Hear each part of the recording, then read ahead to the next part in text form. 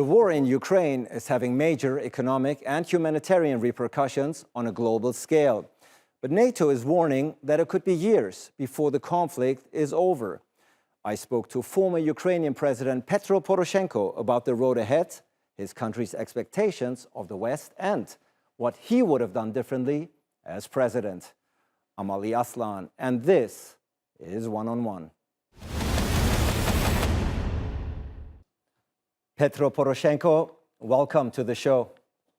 Thank you very much indeed for the invitation. And I remember our great meeting on the Antalya Diplomatic Forum. Thank you for paying special attention to my country. Mr. Poroshenko, you're joining us from Kiev. What is the mood? What is the morale on the ground there? First of all, Ukraine is strong, and Ukrainian united as never before. We are enjoying the great solidarity of the whole world, and Putin is a complete isolation. We surprised the world by our unity, and we surprised Putin. World surprised Putin by level of support of Ukraine with the supply of the weapons and with the sanction and embargo they introduced against the disastrous country aggression. And we know for what we are fighting. That's why our moral spirit is very high. We're fighting for our soil, we're fighting for our people, for our future, for our parents, because both my parents are here in Kiev, in the Kiev, and my children is also dreaming to stay here in Kiev forever. That's why there is no any motivation with the Russian troops. They do not understand why they come here, why they kill Ukrainian, why they rape and kill our women, why they make a disastrous death for our children, and we never forgive them. You said that Putin is surprised by the resolve by the Ukrainians, but also the West. You, of course, were president from 2014 to 2019, and throughout those 5 years in office as president, you negotiated many times with President Putin, and you know him very well. One message you've been consistently conveying to your Western allies since the beginning of this war is don't be afraid of Putin, don't be scared to make him angry, because he only understands force. But when we're talking about Russia, of course, we're talking about the country with the largest stockpile of nuclear warheads in the world. And Putin has been very clear about his warnings vis-a-vis foreign intervention. He's on record saying, and I quote, "We have all the tools to respond that no one can boast of, and we will not be bragging about them. We will use them if necessary," implying that he would use nuclear arms. Is he bluffing? You know him well. Is he bluffing, or is that actually something, would he go this far? Thank you very much indeed that you really cite, don't be afraid of Putin. But there is a second advice, don't trust Putin. And if you combine don't trust and don't be afraid, the results would be the following.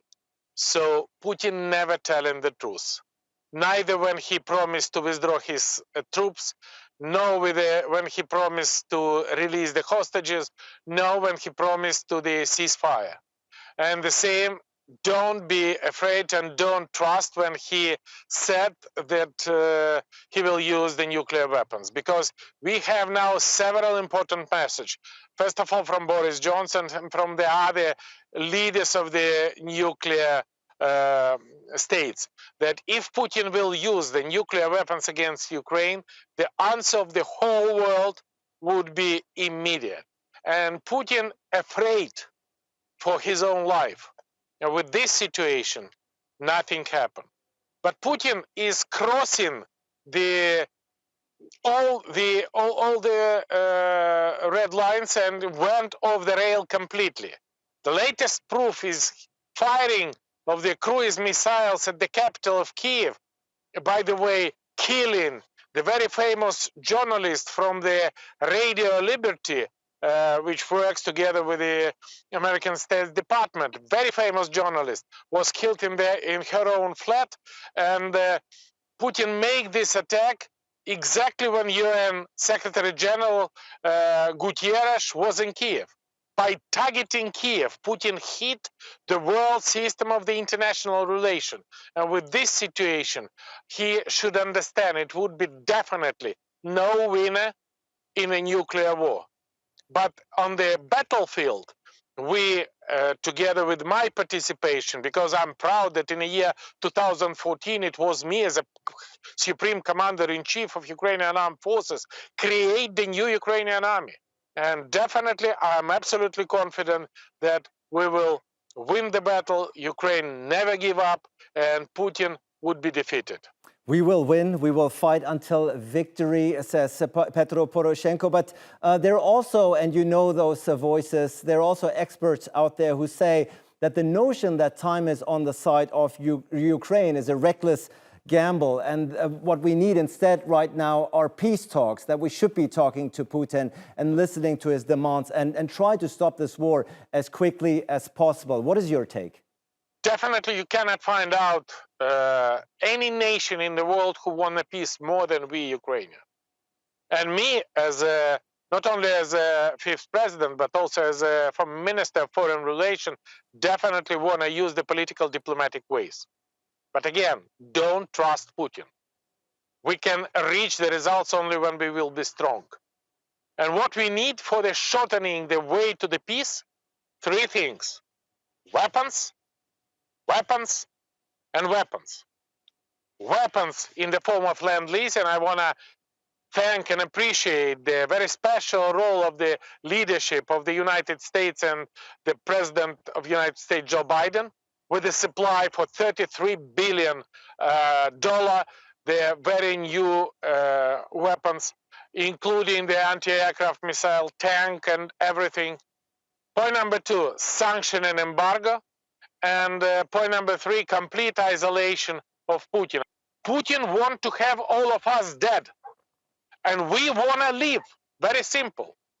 Putin wants to erase Ukraine as a state from the world map. And we are the country with a 1,000-year history. And with that situation, Putin, as a crazy maniac, should return back, start to think, and start to be absolutely important thing on three questions. Point number one, this is the ceasefire. Point number two, this is withdrawal of Russian troops from Ukrainian soils. And point number three, this is the humanitarian action, including the releasing all the hostages and providing all the humanitarian corridor. And when we stabilize the humanitarian situation, we would be more than ready and absolutely happy to launch a negotiation on the security, including, by the way, security of Russia, because I was the president who included in the constitution our future European Union and NATO membership for Ukraine. And I think there is no any other form of security guarantee than Article 5 of the Washington Treaty, Treaty of NATO. And with this situation, if Putin nervous about Russian security, we are absolutely ready to guarantee, together with the whole world, absolutely reliable security of the Russian state. It's interesting to hear you talk about Ukraine's ambitions to join NATO. Still, as president, of course, you have added Ukraine's NATO and EU ambitions to the national constitution. But Ukraine's neutrality, of course, is a key Russian demand. And even though Ukraine and the West have argued that Putin should have no say in this matter, even President Zelensky now says that Ukraine must recognize that it will not join NATO. Are you ready to bury the dream and the notion that Ukraine will become a member of NATO in the near future? If anybody speaks about Ukrainian neutrality, they should all the time remember that in the year 2014, when Putin launched the war against Ukraine, launched an aggression, Ukraine was a neutral state. We don't have anything, any ambitions to be the member states of NATO. And only 16% of Ukrainians support the NATO integration. But today, more than 70%, 70, of Ukrainians support the NATO integration, and nobody, no leader, can be against the will of the people. And point number two, that there is no any other form of guarantee, including the Budapest Memorandum, which can guarantee peace in Ukraine, because Putin never stopped. Putin do not accept existence of Ukraine. And when we're talking about NATO, we're talking about peace. Peace not only in Ukraine, because this is the war not against Ukraine, this is the war against the values, against the whole Western world. And if you can see the rhetoric of Putin, and Putin talking today not only about the Ukraine, he put an ultimatum against Bulgaria, against Romania to withdraw NATO troops from these countries, against Poland, against Czech and Slovak Republic. Who knows, maybe tomorrow he put an ultimatum to return back to Russia, Alaska. And I want to remind you that the president of Ukraine under the constitution is a guarantor of the constitution. And when I was the president, that was my responsibility to protect and to defend Ukraine, Ukrainian territorial integrity, and our future as a future NATO member state. Today, this is the responsibility of the President Zelensky. And definitely I try to do my best to make Ukraine stronger in this negotiation. Stronger Ukraine means stronger armed forces, stronger Ukrainian soldiers, united Ukrainian people. We do not allow Putin to undermine our stability and unity. And if it will be stronger negotiation, then it would be the art of the negotiator of the Mr. Zelensky. So Poroshenko, you mentioned President Zelensky, and to say that you've had your differences with him in the past would be an understatement. As a matter of fact, you returned to Ukraine in January to face treason charges, but I think it's understood that this is obviously no time to continue domestic feuds. How do you rate Zelensky's performance throughout this war? He is receiving a lot of praise from its Western allies, from the Western press. How do you rate his performance up until now? The whole world knows that before the 24th of February, that was a politically motivated prosecution. But after the 24th of February, again, I confirm you, Ukraine is united. And I have a meeting with Zelensky. We agreed about the unity, and we keep our promises. And with this situation, I sent him a personal letter in January, the year 2022. And I sent him the personal letter at with the 5 points. And I can tell you what kind of 5 points I propose, not only to Zelensky, but also to the other world leaders with a great friend of mine and great friend of Ukraine, including the President Joe Biden, Prime Minister Boris Johnson, and others. And these 5 points, which I recommend Zelensky and which we started to implement, point number 1, this is the Land Lease Act, which is just yesterday, American Congress voted, and $33 billion of security assistance Ukraine will receive within the next 5 months. Point number 2, this is the closed sky, including the anti-aircraft missiles, which is already included in the land lease. Point number 3, this is the second front. And this is second front is everything but soldiers, from sanction to embargo. And Russia should pay the price for the aggression, for the Bucha massacre, for the disastrous crimes against humanity in Mariupol and throughout the Ukraine, and for not allow President Erdogan to organize evacuation, humanitarian evacuation of the civilians from Mariupol and other towns. Point number 4, that is Marshall Plan. And I don't know, it would be Biden plan, Biden, Johnson, and Charles Michel plan, or who knows, maybe Erdogan plan. And point number 5, this is the official candidate status for Ukraine for the future European Union membership integration. And definitely we have a significant progress during the last 60 days of our unity, and we should continue the work in this direction. So if I understand correctly, you wouldn't have done anything differently than Zelensky throughout this war. If there's is there anything you would have done differently? Anything that you perhaps criticize or see critically? We not anymore.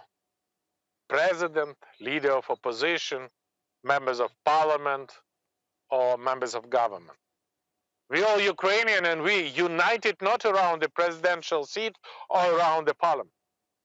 We united around Ukraine. And definitely the unity is a key precondition for our victory. But after the victory, we can discuss the way, what would be the further development of Ukraine.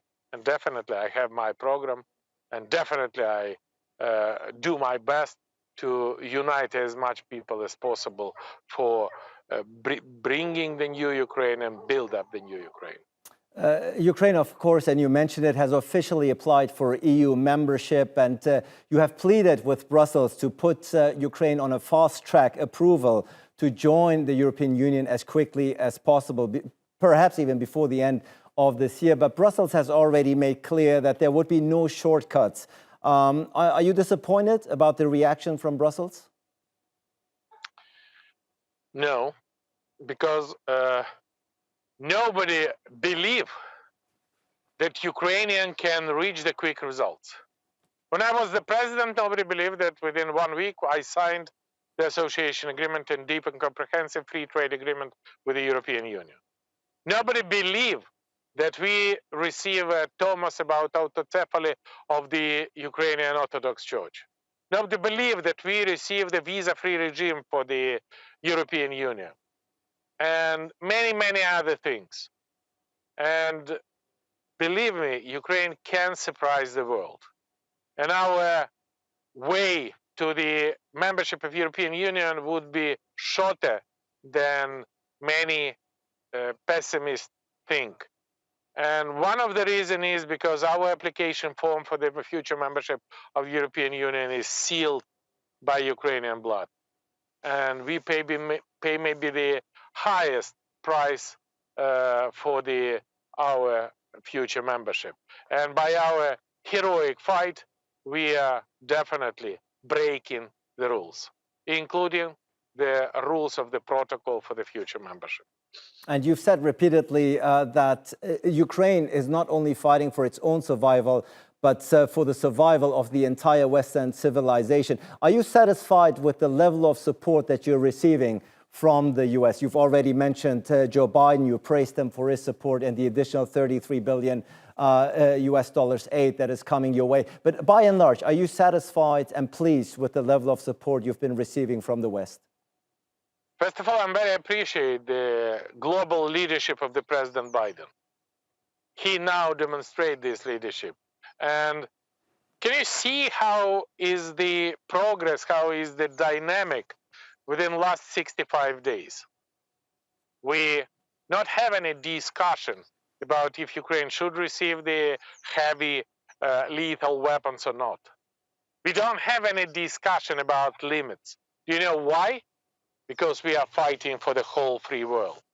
And my request, my appeal to the whole Western civilization, help us to save you. Help us to do your job. Because if we do not stop Putin on Ukraine, Putin will knock in at the door of any NATO and European Union member states. And that's why we make him weaker. We threw him away from Ukraine, and we do our best that Putin are never anymore to be the death danger for the world.